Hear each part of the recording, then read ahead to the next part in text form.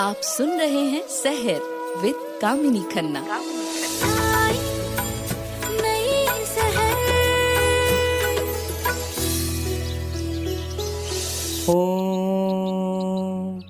त्र्यम्बकं यजामहे सुगन्धिं पुष्टिवर्धिनम् उर्वारुकमिव बन्धना मृत्युर्मोक्षीयमामृता।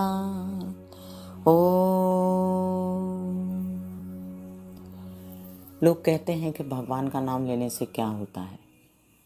जब हम सुकून में रहते हैं, जब हम आराम से बैठते हैं, एक जगह पर शांत चित्त होकर बैठते हैं, तभी प्रभु का एहसास होता है ना, और तभी प्रभु का नाम ले पाते हैं।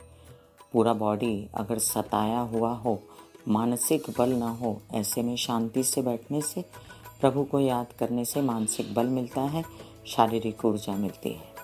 सुप्रभात, सुप्रभात, सुप्रभात। मैं कामिनी खन्ना सहर कार्यक्रम में आप सभी के साथ मंगलमयी बधाइयाँ, आज के दिवस की शुभ बधाइयाँ, बधाइयाँ जी बधाइयाँ।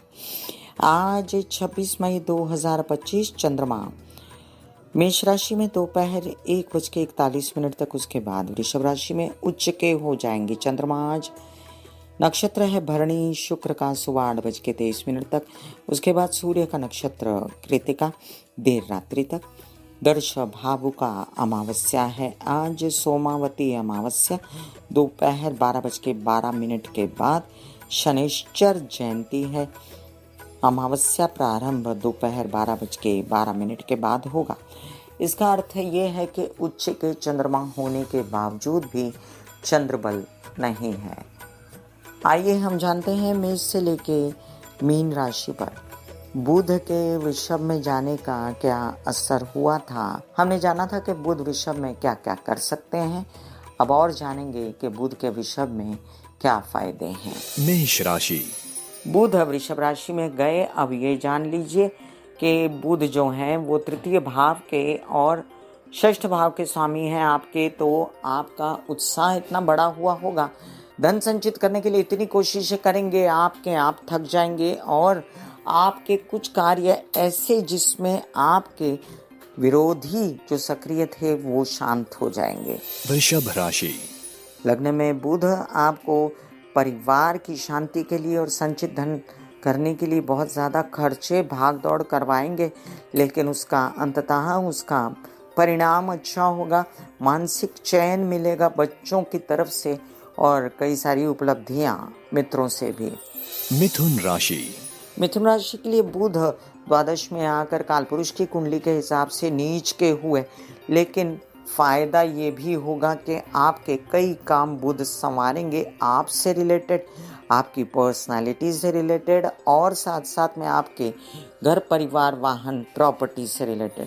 कर्क राशि, आपके लिए कई सारे काम निपटाने के लिए बुध आ गए लाभ भाव में। केसेस विवाद, पैतृक संपत्ति से रिलेटेड विवाद, इनसे भी आपको फायदा ही होगा। यात्राओं में आपको शुभता बढ़ेगी और आपके व्यवसाय से रिलेटेड कई काम होंगे।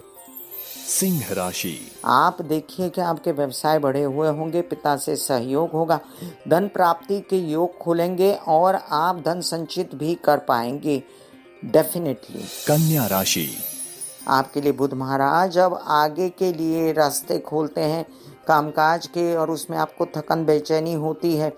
ये भी याद रखें कि आपको लाभ होता है अपनी ही पर्सनालिटी की वजह से, अपने ही कार्यों की वजह से। तुला राशि, बुध स्वामी हैं आपके भाग्य भाव के, द्वादश भाव के, तो ये समझ लीजिए कि आपके कुछ कार्यों में आपको थकन हो सकती है और उसके लिए आपको रेस्ट भी ले लेना पड़ सकता है, आप दवाइयाँ भी खानी पड़ सकती हैं, इसलिए ज़्यादा भाग दौड़ ना करें। आपके कार्य आपके लिए फिलहाल पैसे नहीं ला रहे हैं, खर्चे ही दिखते हैं। वृश्चिक राशि, कुछ कार्य हैं जिनके चलते आपको अपनी हेल्थ संभालने की ज़रूरत है, व्यावसायिक पार्टनर के साथ, विवाहित जोड़े के पार्टनर के साथ, और लाभ आपको अवश्य होगा इसी व्यवसाय से।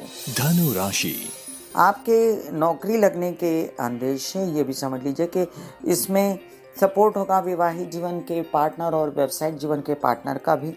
आपके कई सारे काम बिजनेस से रिलेटेड भी करने के योग हैं और पिता का सपोर्ट भी है। मकर राशि। आप पा सकते हैं कुछ ऐसी उपलब्धियां जिसमें आपकी मानसिक शक्तियां निहित हों, आपके बच्चों से आपको सपोर्ट मिले, आपके मित्रों से सपोर्ट मिले, वहीं पर कुछ आपको लोन्स वगैरह उठाने की ज़रूरत है तो वो भी काम हो जाएगा। कुंभ राशि। अब देखिए कि माता पक्ष से खूब चैन सुख, लेकिन आपका दिमाग बहुत ज़्यादा चलेगा दौड़ेगा और आप कुछ ऐसा काम करने की सोचेंगे जिसमें आपकी माता भी शामिल हो, भले वो बिजनेस हो भले कोई और अन्य कार्य, और इसमें खर्चे भी हो सकते हैं। तबीयत का ध्यान रखें। मीन राशि। आपके लिए यात्राओं में शुभता, आपके कई सारे कार्य बन जाएंगे, आपके घर परिवार पे रेनोवेशंस वगैरह में खर्चे हो सकते हैं, वाहन और प्रॉपर्टी पे भी, और विवाहित जीवन के जोड़े का आपको भरपूर साथ रहेगा भाग्योन्नति के लिए। हम कोई भी उपाय करना चाहते हैं जब तब हमें महसूस होता है अगर हमारे पैसे ज़्यादा लग जाएं तो, और फिर हमें ऐसा लगता है हमने प्रैक्टिकली क्यों नहीं डील किया इस काम के लिए। कुछ ऐसा ही बुध का उपाय मैं आपको प्रैक्टिकल बताने जा रही हूँ, और वो है अपनी वाणी पर कंट्रोल रखना। अगर हम डेलिबरेटली बात करते समय 1-2 बार सोच लें कि हम क्या बोल रहे हैं तो हमें कोई भी नुकसान नहीं होगा बुध से रिलेटेड। दिन को अत्यंत शुभ बनाने के लिए जो उपाय मैंने बताया आपको अभी कि हम सोच समझ के बात करें, उसे अपनाएं।